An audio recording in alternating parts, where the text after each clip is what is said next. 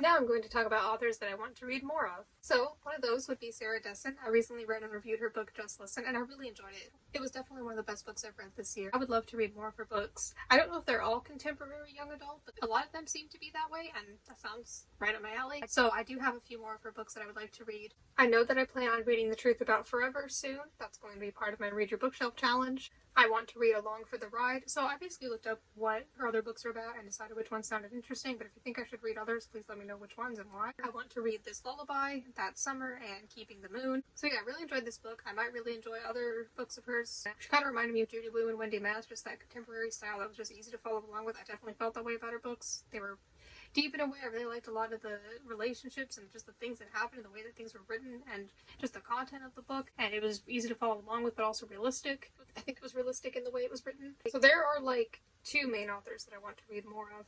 So Sarah Dessen's one of them. And the other is Lauren Nowlin. I read this book, This Song Is Not For You, earlier this year, did a review of it, and I really, really enjoyed it. And I declared it my new favorite book. Of course, it's one of the best books I've read this year, my favorite so far. And I really liked this book, so I definitely want to read more of her work and see if I would like it. I know she has a book called If He Had Been With Me, and that seems a lot more popular than this book, just based on the amount of Goodreads ratings it has. I know that book has a sequel, but I'll just read the first one and then decide if I want to read the other. So I definitely want to read more of her work, because if I enjoyed this book so much, maybe I'd enjoy the others a lot. And those seem to be more popular, so that doesn't necessarily mean that I'll like it more. I mean, this book has a pretty low average rating on Goodreads, but I loved it.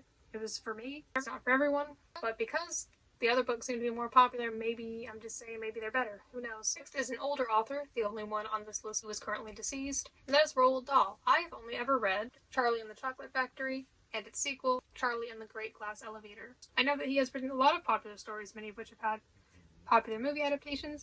I have actually not read any of the others. I remember starting to read Matilda in 5th grade because somebody had recommended it to me, but I don't really remember it, and I don't think I read all of it. Probably just a little bit. That happened a lot, especially with books back then. I would definitely like to read Matilda. I would like to read James and the Giant Peach, and maybe some others. Let me know if there are any particular ones I should read. But I know those two stories I'm definitely interested in. Of course, I read these. I really liked the Charlie / Willy Wonka and the Chocolate Factory series. I loved the new movie Wonka. I love both adaptations of this book. So yeah, I would definitely like to read more of his books. I don't know if I'll like any of the others as much as that one, but I have also not seen any of the other film adaptations for Matilda or James and the Giant Peach or the BFG or anything like that. Next is Dusty Bowling.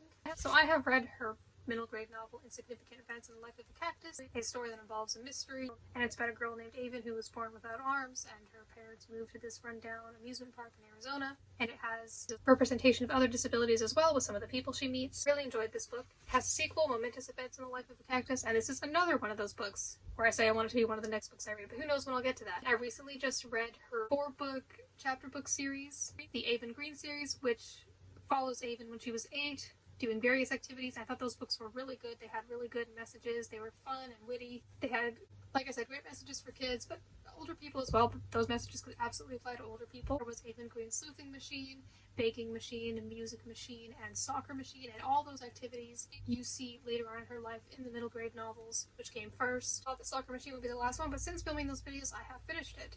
And at the end, she says something about Avon Green vacation machine, so maybe there's going to be that one. Also, her newest book, The Beat I Draw. This is from the perspective of Connor, a character who is one of Avon's friends in the middle grade novels, and he has Tourette syndrome. So I'm excited to read this one. I think I will probably really enjoy it, and it's about him starting high school, the challenges he faces. I assume Avon will probably be part of this. I actually don't know if he and Avon go to the same high school. Who knows? But I know that Momentous Events in the Life of a Cactus is about Avon starting high school, so maybe this will kind of be like a thing where we get one character's perspective and another's. I mean, I think it's just going to be one perspective throughout the whole book, but I'm just saying between these two books. So yeah, I would really love to read more of her books, and there are some on my TBR. There's Across the Desert, Dust, The Canyon's Edge, 24 Hours in Nowhere, and she has a book coming out later this year called Holding On for Dear Life. That one sounds pretty interesting as well. I think I would like to read it. A lot of her books seem to take place in the desert. Yeah, I've really enjoyed all the books of hers I've read so far.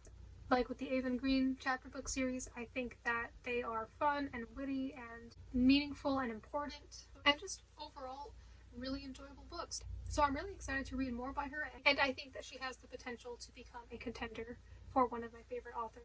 Lastly, I decided recently, after thinking I wouldn't, that I would like to read more of John Green. So I have read Turtles All the Way Down, and I remember enjoying that. It was really resonating for me and put some of the struggles I have had into words, which I appreciate.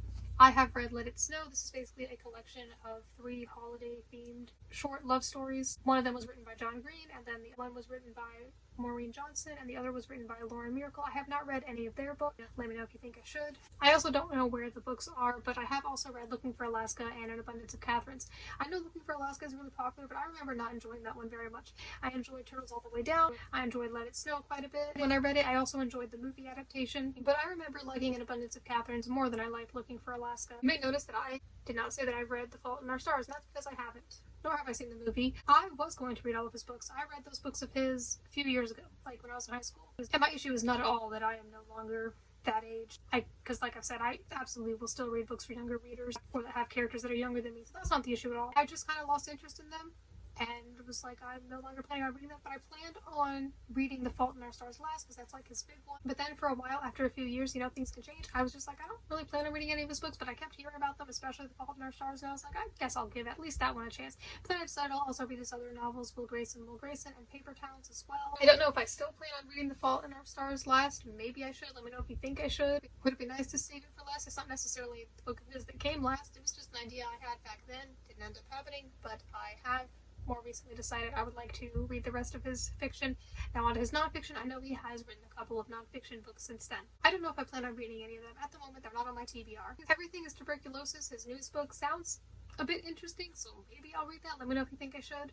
It's not on my TBR at the moment, and for a while, those other fiction books of his, those 3 were not on my TBR, but I recently put them back on. With Everything is Tuberculosis, I know I could easily check it out from the library. That's one of the things about his books. I know I don't gotta buy them. The library's definitely gonna have them. I've looked, and they do. So I don't gotta worry about, like, risking buying any of them. So that's convenient if I want to read any of them, so I might read Everything is Tuberculosis. It does sound a little interesting. Okay, so there I have yapped and rambled about my favorite authors and authors I want to read more of, but I enjoyed talking about it. Let me know who your favorite authors are. If you've got like a number 1 favorite, let me know. Let me know if there are any books I mentioned in this book or didn't mention that you think I should read. Let me know if there are any authors that you want to read more of and who they are. And I can make a video similar to this in a future video, maybe a year or a few years from now, like I said. I don't have a set date on whenever I will make that video, but we'll see. And thank you for watching.